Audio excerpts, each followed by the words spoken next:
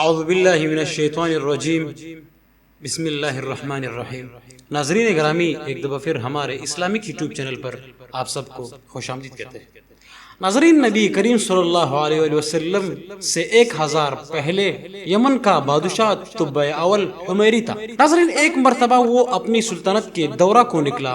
12000 عالم اور حکیم اور 132,000 سوار اور 113,000 پیادہ اپنے ہمراہ لیے، اور اس شان سے نکلا کہ جہاں بھی پہنچتا اس کی شان اور شوکت شاہی دیکھ کر مخلوق خدا چاروں طرف سے نظارہ کو جمع ہو جاتی تھی۔ یہ بادشاہ جب دورہ کرتا ہوا مکہ معظمہ پہنچا تو اہل مکہ سے کوئی اسے دیکھنے نہ آیا۔ ناظرین، بادشاہ بہت حیران ہوا اور اپنے وزیر اعظم سے اس کی وجہ پوچھی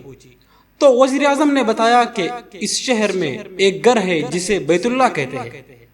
اس کی اور اس کے خادموں کی جو یہاں کے باشندے ہیں تمام لوگ بے حد تعظیم کرتے ہیں، اور جتنا آپ کا لشکر ہے اس سے کہیں زیادہ دور دراز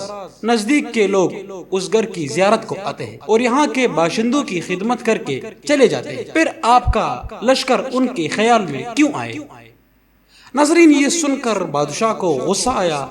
اور قسم کھا کر کہنے لگا کہ میں اس گھر کو ختم کر دوں گا اور یہاں کے باشندوں کو قتل کروا دوں گا۔ ناظرین، بادشاہ کا یہ کہنا تھا کہ بادشاہ کے ناک، منہ اور آنکھوں سے خون بہنا شروع ہو گیا اور ایسا بدبودار مادہ بہنے لگا کہ اس کے پاس بیٹھنے کی بھی کسی کو طاقت نہ رہی۔ ناظرین، جب اس مرض کا علاج کیا گیا تو بادشاہ کو کوئی افاقہ نہ ہوا۔ شام کے وقت بادشاہ کے ساتھ علماء میں سے ایک عالم ربانی تشریف لائے اور بادشاہ کا نبض دیکھ کر فرمایا کہ بادشاہ سلامت، مرض آسمانی ہے اور علاج زمین کا ہو رہا ہے۔ اے بادشاہ، آپ نے اگر کوئی بری نیت کی ہے تو فوراً اس سے توبہ کر لیجئے۔ ناظرین، بادشاہ نے دل ہی دل میں بیت اللہ شریف اور خدا کعبہ کے متعلق اپنے ارادہ سے توبہ کی۔ توبہ کرتے ہوئے اس کا وہ خون اور مادہ بہنا بند ہو گیا۔ ناظرین، اور پھر صحت کی خوشی میں اس نے بیت اللہ شریف کو ریشمی غلاف چڑھایا اور شہر کے ہر باشندے کو 7 اشرفی اور 7 ریشمی جوڑے نظر کی۔ ناظرین، پھر یہاں سے چل کر جب مدینہ منورہ پہنچا تو ہمراہی علماء نے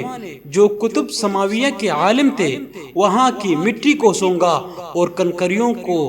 دیکھا اور نبی آخر الزمان کی ہجرت گاہ کی جو علامتیں انہوں نے پڑھی تھی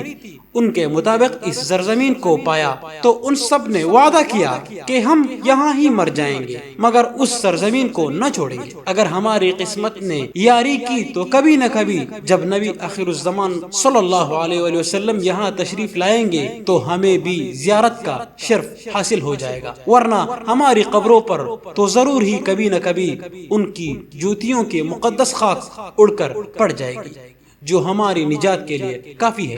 ناظرین، یہ سن کر بادشاہ نے ان عالموں کے واسطے 400 مکان بنوائے اور اس بڑے عالم ربانی کے مکان کے پاس نبی کریم صلی اللہ علیہ وآلہ وسلم کی خاطر 1-2 منزلہ عمدہ مکان تیار کرایا اور وصیت کر دی کہ جب نبی کریم صلی اللہ علیہ وآلہ وسلم مدینہ تشریف لائیں گے تو یہ مکان آپ صلی اللہ علیہ وآلہ وسلم کی آرامگاہ ہوگی، اور ان 400 علماء کی کافی مالی امداد بھی کی اور عالموں سے کہا کہ تم ہمیشہ یہی رہو۔ ناظرین، اور پھر اس بڑے عالم ربانی کو ایک خط لکھ دیا اور کہا کہ میرا یہ خط اس نبی آخر الزمان صلی اللہ علیہ وآلہ وسلم کی خدمت اقدس میں پیش کر دینا، اور اگر زندگی بھر تمہیں نبی کریم صلی اللہ علیہ وآلہ وسلم کی زیارت کا موقع نہ ملے تو اپنی اولاد کو وصیت کر دینا کہ نسلاً بعد نسل میرا یہ خط محفوظ رکھے حتیٰ کہ سرکار نبی کریم صلی اللہ علیہ وسلم کی خدمت میں پیش کیا جائے۔ ناظرین، یہ کہہ کر بادشاہ وہاں سے چلا گیا۔ ناظرین، وہ خط نبی کریم صلی اللہ علیہ وسلم کی خدمت میں 1000 سال بعد پیش ہوا۔ ناظرین، خط کا مضمون کچھ اس طرح تھا کہ کم ترین مخلوق طبع اول حمیری کی طرف سے شفیع المذنبین سید المرسلین محمد نبی کریم صلی اللہ علیہ وآلہ وسلم، اما بعد، اے اللہ کے حبیب صلی اللہ علیہ وسلم، میں آپ پر ایمان لاتا ہوں اور جو کتاب آپ پر نازل ہوگی اس پر بھی ایمان لاتا ہوں اور میں آپ کی دین پر ہوں پس اگر مجھے آپ کی زیارت کا موقع مل گیا تو بہت اچھا اور غنیمت، اور اگر میں آپ کی زیارت نہ کر سکا تو میری شفاعت فرما، اور قیامت کے روز مجھے فراموش نہ کرنا۔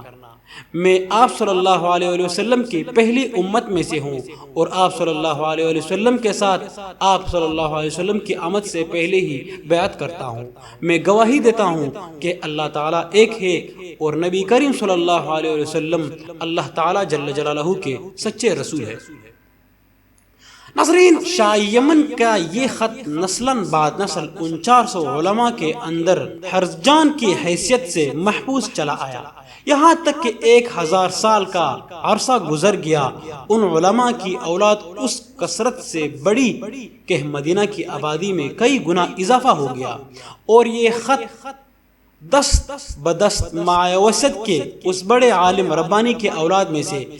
حضرت ابو ایوب انصاری رضی اللہ تعالیٰ عنہ کے پاس پہنچا، اور آپ رضی اللہ تعالیٰ عنہ نے وہ خط اپنے غلام خاص ابو لیلی کی تحویل میں رکھا۔ اور جب نبی کریم صلی اللہ علیہ وسلم مکہ معظمہ سے ہجرت فرما کر مدینہ منورہ پہنچے، اور مدینہ منورہ کی الوداعی گاٹی مسنیات کی گاٹیوں سے آپ کی اونٹنی نمودار ہوئی، اور مدینہ کے خوش نصیب لوگ نبی کریم محبوب صلی اللہ علیہ وسلم کا استقبال کرنے کے جوک در جوک آ رہے تھے، اور کوئی اپنے مکانوں کو سجا رہا تھا، تو کوئی گلیوں اور سڑکوں کو صاف کر رہا تھا، کوئی دعوت کا انتظام کر رہا تھا، اور سب یہی اصرار کر رہے تھے کہ نبی کریم صلی اللہ علیہ وسلم میرے گھر تشریف فرما لائے۔ ناظرین، نبی کریم صلی اللہ علیہ وسلم نے فرمایا کہ میری اونٹنی کی تکیل چھوڑ دو، جس گھر میں میری اونٹنی ٹہرے گی اور بیٹھ جائے گی وہی میری قیام گاہ ہوگی۔ چنانچہ 2 منزلہ مکان جو شاہ یمن طبع نے نبی کریم صلی اللہ علیہ وسلم کی خاطر بنوایا تھا، وہ اس وقت حضرت ابو ایوب انصاری رضی اللہ تعالیٰ عنہ کی تحویل میں تھا۔ اس میں نبی کریم صلی اللہ علیہ وسلم کی اونٹنی جا کر ٹھہر گئی۔ لوگوں نے ابو لیلی کو بھیجا کہ جاؤ نبی کریم صلی اللہ علیہ وسلم کو یمن کے بادشاہ کا وہ خط دے آؤ۔ ناظرین، جب ابو لیلی حاضر ہوا تو نبی کریم صلی اللہ علیہ وسلم نے اسے دیکھتے ہی فرمایا کہ تو ابو لیلی ہے۔ یہ سن کر ابو لیلی حیران ہو گیا۔ حضور صلی اللہ علیہ وسلم نے فرمایا کہ میں نبی کریم صلی اللہ علیہ وسلم ہوں، شاہ یمن کا جو میرا خط تمہارے پاس ہے وہ لا کے مجھے دے دو۔